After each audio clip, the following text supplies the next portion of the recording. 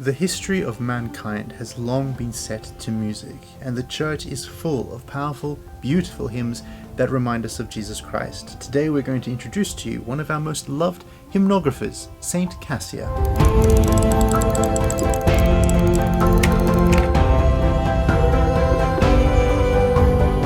Kassia, or Cassiani, is one of the earliest known female composers in history. She was a profoundly devout Christian woman who loved God and who left a legacy of beauty for the church.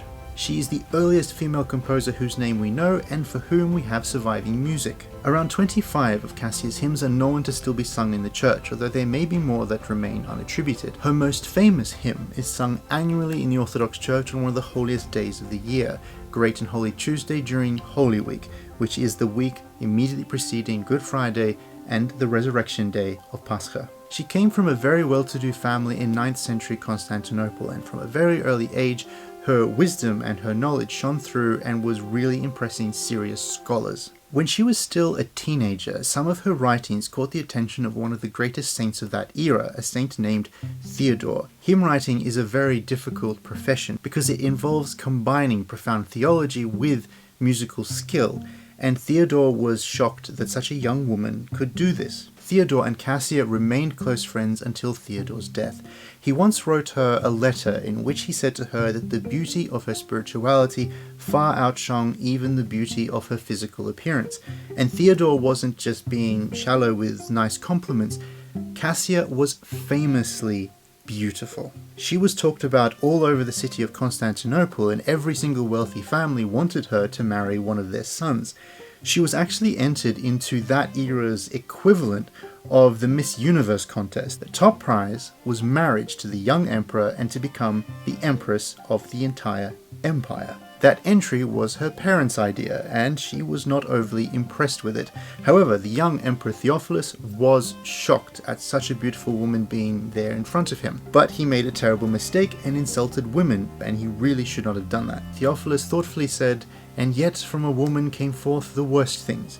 He fancied himself a bit of a theologian and was making a reference to Eve bringing sin into the world. And Kassia instantly responded with, "And from a woman came forth the best things." And she was referencing, of course, Our Lady, the Theotokos who gave birth to Jesus Christ. This little exchange got around and really embarrassed Theophilus. He had been outdone theologically by a woman at a beauty contest. We do not know for sure whether he just rejected Kassia outright or whether she decided she didn't even want to be there in the first place and left. What we do know is that he completely moved on from her as an option and instead chose another famous beauty of Constantinople, a woman named Theodora.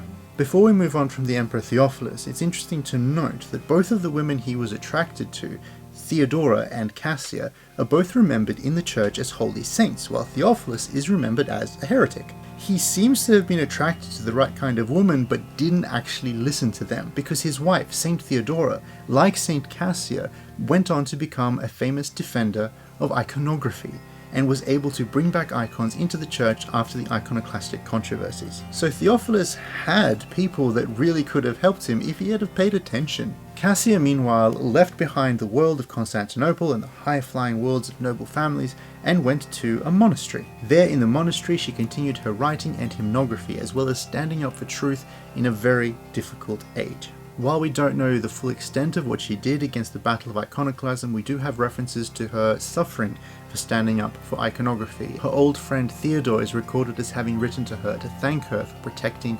iconodules, the defenders of iconography. Apart from her hymns, we also have other writings from Kassia known as nomic verses. These are short one-liners reminiscent of how the book of Proverbs is constructed, and it was a style of writing that was taught to her by Saint Theodora. Tradition says that many years later, as abbess of the monastery, the Emperor Theophilus wanted to see her one last time.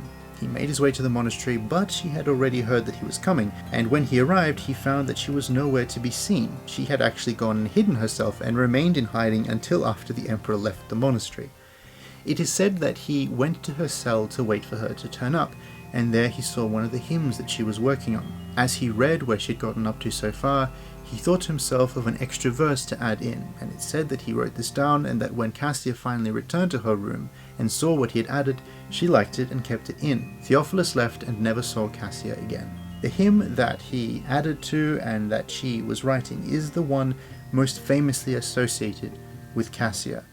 The hymn is written from the perspective of the unnamed sinful woman in the Gospels with the alabaster jar, who comes to wash the feet of Jesus Christ himself, drying them with her hair.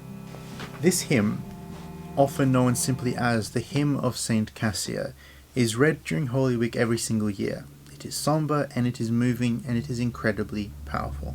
O Lord, the woman who had fallen into many sins, perceiving your divinity, fulfilled the part of a myrrh-bearer, and with lamentations she brought sweet-smelling oil of myrrh to you before your burial.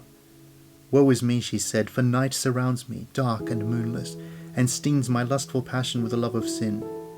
Accept the fountain of my tears, O you who draws down from the clouds the waters of the sea. Incline to the groaning of my heart, O you who in your ineffable self-emptying has bowed down the heavens.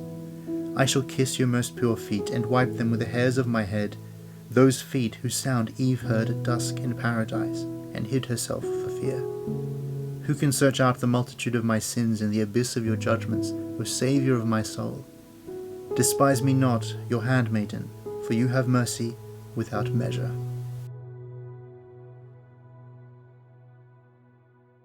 Thank you very much for watching our episode on Saint Kassia. I've always loved her as a saint, and it's been a pleasure to share her with you. The episode is accompanied with a cup of green tea with lemon peel, and it's very nice. It was a gift from my sister-in-law's godmother, who is a real tea connoisseur, and I didn't check what type of green tea it is, but whatever it is, it's really pleasant.